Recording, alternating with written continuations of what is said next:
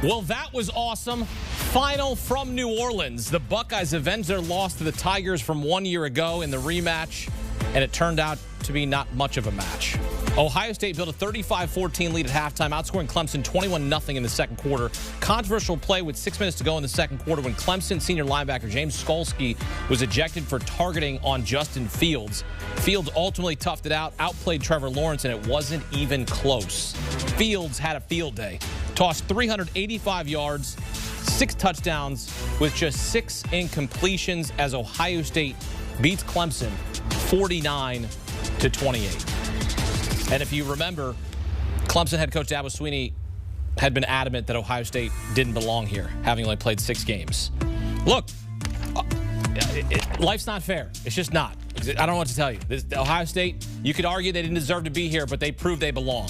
Swinney even ranked Ohio State 11th in his final coaches poll. So number 11 Ohio State moving on to face number 1 Alabama in the Natty in Miami.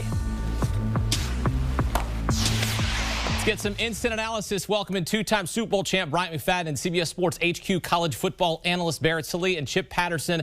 And Chip, I asked you pregame, would it be hilarious if Ohio State won this game? Your reaction is what to the Buckeyes beatdown of Clemson?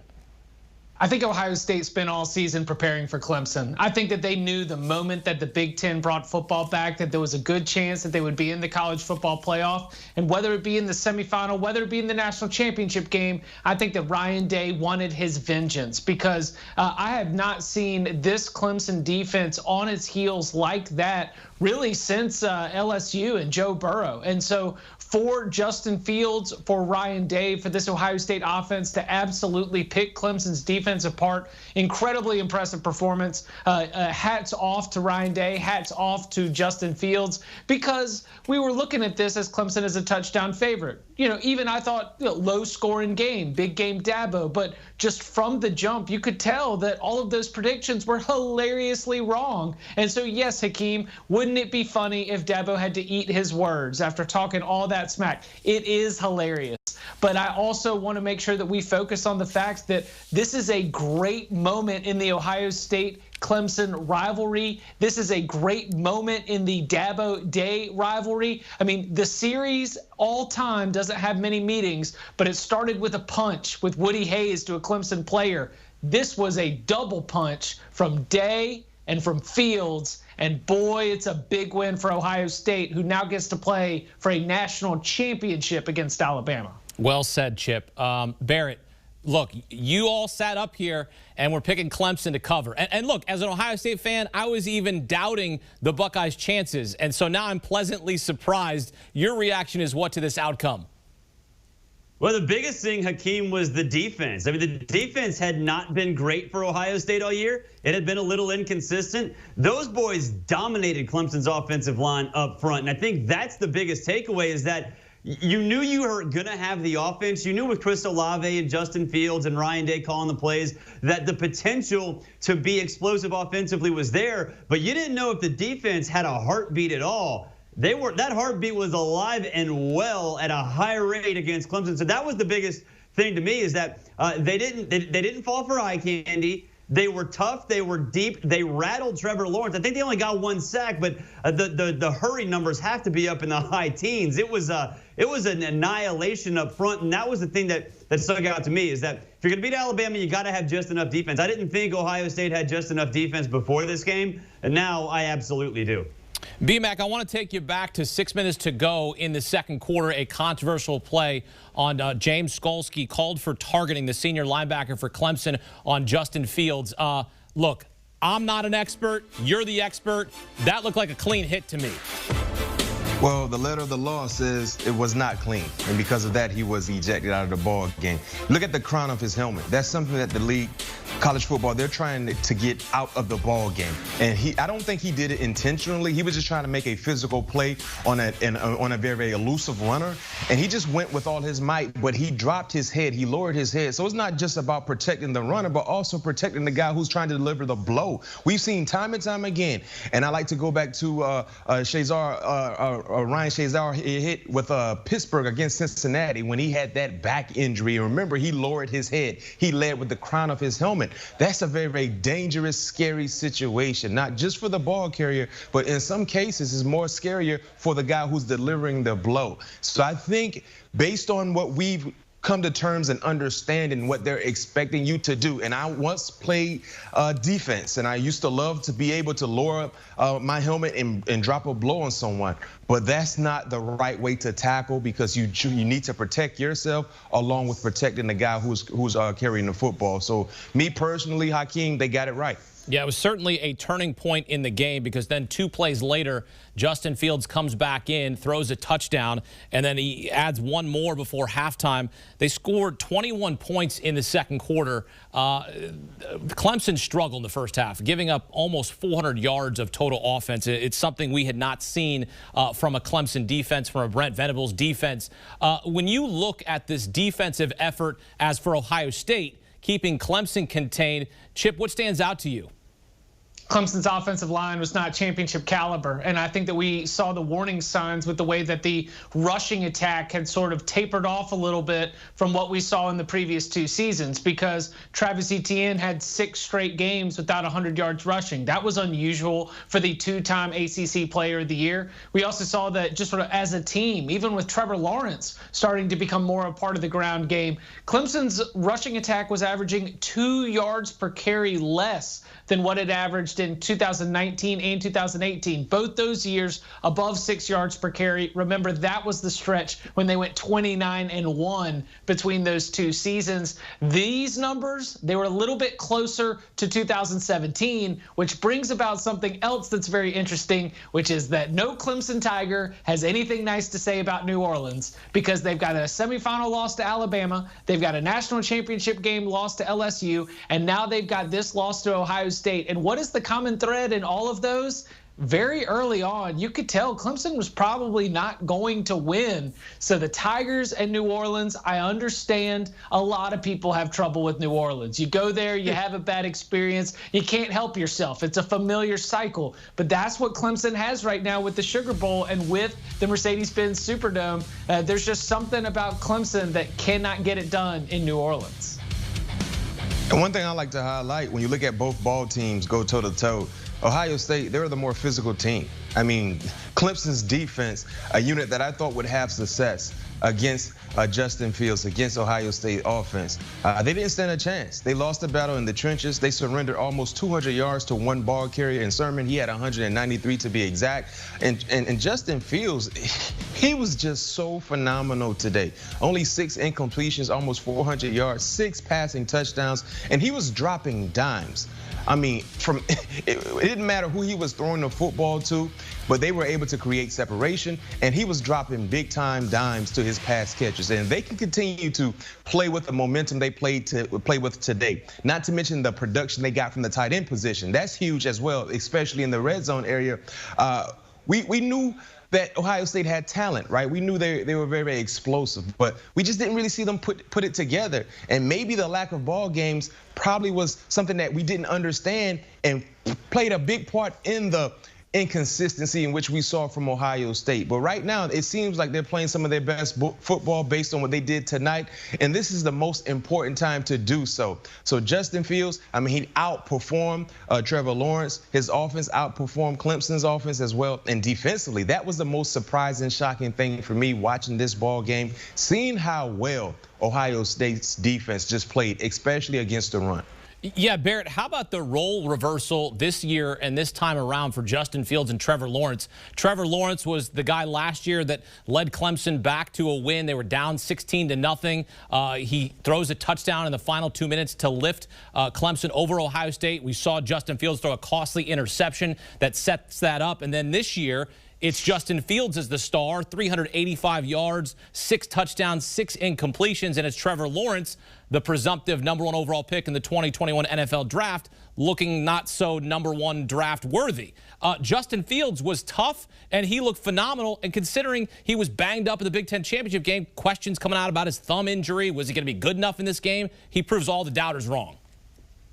Yeah, he does. It was redemption, and they mentioned how much Ohio State took the last year's game personally, and I think Justin Fields more so than the other guys, because it was his interception at the end of that game that ended that game, even though Chris Olave was part of that as well, and there was a miscommunication. But I think Justin Fields came out with a chip on his shoulder all year long. They wanted Clemson. He wanted Clemson, not just because of what it was last year, but because his rivalry with Trevor Lawrence goes way back to high school, too. So it absolutely was personal for Justin Fields. I think that he felt slighted, that he took the inconsistencies from the offense this year and the criticism that he had after the Big Ten championship game personally as well. Look, this was Ohio State punching back. This was Ohio State kicking down a door and saying, hey, remember us. We can play with the best of the best. And Justin Fields, like we said, going to be a first-round pick, maybe going to the Jets now.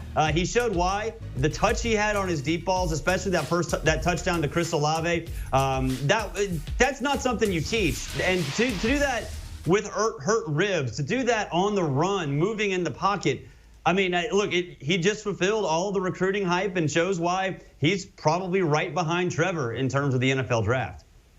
But let's spin this forward, right? Because now Justin Fields, he's overcome Clemson. Ohio State has finally gotten its first ever win against Clemson, and we're celebrating. Well, now Justin Fields needs to go up against Alabama, because I don't think the story ends here. And that is going to be the really big challenge for Fields, is to be able to get as healthy as possible, to be in a position where you are just as prepared for Alabama as you were for Clemson, because the way that Justin Fields played today and the kind of heater that he might be able to continue, like, that makes for an incredible duel. Because what we saw today is that Ohio State, they came out and they showed that they were ready for business. It's like, this is the game that we want to play. Clemson, can you keep up? And Clemson's offense was not ready to win those battles at the line of scrimmage against Ohio State to be able to keep up. They just weren't. They weren't able to get Travis Etienne or the run game going. They really never got a chance to get into rhythm. And so now we start to look ahead. And I think that Justin Fields, we could be talking about an all-time college football playoff performance if he can replicate even half of what he did against Clemson, against Alabama. But now that's the table that we have set, where Justin Fields, chip on his shoulder coming into this season, Ohio State, whole Big Ten coming back to try and give them a shot at the national championship. Now they got it. It's one game. How healthy will Fields be? Can he maintain that high level of play? Because I have no doubt that adrenaline had to play a huge role in his ability to power through some of these injuries. Big 10 days ahead for the Buckeyes. Yeah, Buckeyes defense, also known as affectionately as the Silver Bullets, really getting it done. And they're certainly going to look to give Alabama fits like they did on this night against Clemson on New Year's Day. And BMAC, you're a defensive guy, a standout in college, a standout in the NFL. And you look at what this Ohio State defense was able to do, containing Trevor Lawrence, containing Travis Etienne, who was a little bit banged up in this game. How did they get that done? Man, they just swarmed to the football. They play what I call ant defense. You see ants attack some street crumbs. They attack that street crumb by the pack. And that's what you saw tonight. And we knew Clemson wanted to emphasize and utilize Trevor Lawrence in the running game. And anytime he kept the ball on those RPOs and things like that, he didn't have a chance. I mean, they suffocated him. They suffocated Travis Etienne. And because of that, they only allowed 44 yards on the ground on 22 attempts. They just dominated in the trenches. And now, looking at the monster they will face in the national championship game, we've talked about how well Alabama has been when you look at the balanced attack. They're going to have to play their best game, and that's Ohio State defense against Alabama's offense. Similar to what we saw tonight, but times 3, because they're playing against a different monster. They're playing against a different offensive line, arguably the best offensive line unit in all of college football. But this was a nice step in that direction, because they needed to showcase that they can dominate, and they did. I had my concerns with Ohio State's defense, especially the guys on the back end in the secondary. But what they did tonight was they showcased that they can play real stout defensive football, and as long as their offense continues to do what they've been doing, especially tonight, Justin Fields, he established a lot of confidence tonight. And I think he will have to continue to do so to make this thing competitive in the national championship game. Ohio State earns its first win against Clemson in program history as they move on to face Alabama, who they beat in the semifinals of the first college football playoff. Ohio State was a 4 seed that year. Alabama, the 1 seed coming in. That game was littered with pro prospects, Amari Cooper, Ezekiel Elliott. I mean, this game was awesome for Ohio State, at least. And now you've got these two teams matching up again. An unlikely matchup, because I think most people were expecting another Clemson-Alabama matchup. Instead, we get Alabama-Ohio State. But before we get there, Chip, I want to go to you here on this, because what can't be lost on the fact here is that, and there's not going to be excuses and yada, yada, yada, but what was the impact of not having Tony Elliott calling plays for Clemson this game and then having quarterbacks coach Brandon Streeter doing so? So I think that it was very significant from a couple of moments in the game, and I'll be very curious. We'll have plenty of time to diagnose this, to speak to some of the coaches and the players around the Clemson program in the coming days and the coming weeks. But think about those times where you could see obvious miscommunication, where Trevor Lawrence holds the ball out for a fake on a run-pass option, and Travis Etienne's on the other side of him. There was a lot of alignment issues, and I have to think that even though Trevor Lawrence has been there, a 3-year starter, a national championship winner, somebody who has an incredible record as a starter, it just seemed like it was a little bit disorganized. And I can think about 3 moments in the game where it looked like the play busted because nobody was in the right position. And I couldn't help but think that some of that had to be on the play calling, on the communication, on the way that things had to change because Tony Elliott was not there. Again, it might not have been a Tony Elliott play call situation, but it might have been because Brandon Streeter is now in Tony Elliott's spot. That means somebody's in Brandon Streeter's spot, which means somebody else has to step in and do some signaling. That there were other coaches that were absent for Clemson in this game. And I just think that when we saw Clemson's offense fail to get into a rhythm, when we saw those communication issues, I mean, you've got to tie some of that to Tony Elliott's absence. Yeah, I think the alignment issues and communication issues were apparent, and I think maybe some pressure calls in crunch time, like late in the third quarter. Clemson is sort of in desperation mode. They're around midfield. They've got a little bit of a drive going. They've got a little bit of momentum, but on third down, they call a speed option. Ohio State stops it. On 4th and about 3, they try the exact same play to the right side. Ohio State's too fast for that. They're too smart for that. They recognize alignment too well for that. So yes, the communication was a problem, and yes, just the general voices in the heads of Trevor Lawrence and the rest of that offense certainly was different.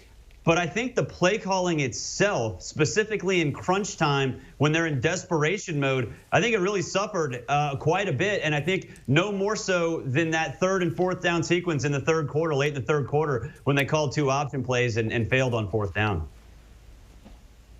Yeah, one thing you got to understand when it comes to offensive play calling on any level, you know, some offenses tend to have the first 15 to 20 plays scripted. And correct me if I'm wrong, Clemson scored 14 points in the first quarter, right? Remember the first drive? I think it was, look, they were on point. 8 plays, 82 yards. Efficient. Yeah, they were very, very efficient. The rhythm was there. And I think they scored another drive, another touchdown, maybe the second series in the first quarter. So if you go back and you do the math with the plays, right, the number of plays, I think they ran anywhere between 16 to 19 plays. And after that, the offense basically flatlined. They were out. And that's where the loss of Tony Elliott really showed up for Clemson. Because I know playing against offenses, we always emphasize and we study them based on their scripted plays. But when you know they have their entire staff intact, you have to prepare for the unexpected. And with Clemson, they didn't have that. The lack of adjustments you guys talked about was clearly well documented. Not to mention situational play calling. How many times did we see quarterback runs when you're trying to play catch up? There's no need to run the football with the quarterback when you're trying to play catch up. How many times did we see play action pass when you can't run the football? That's common sense. I know you can't run the football. I'm not committing any backers to honor the play action because you can't run the football.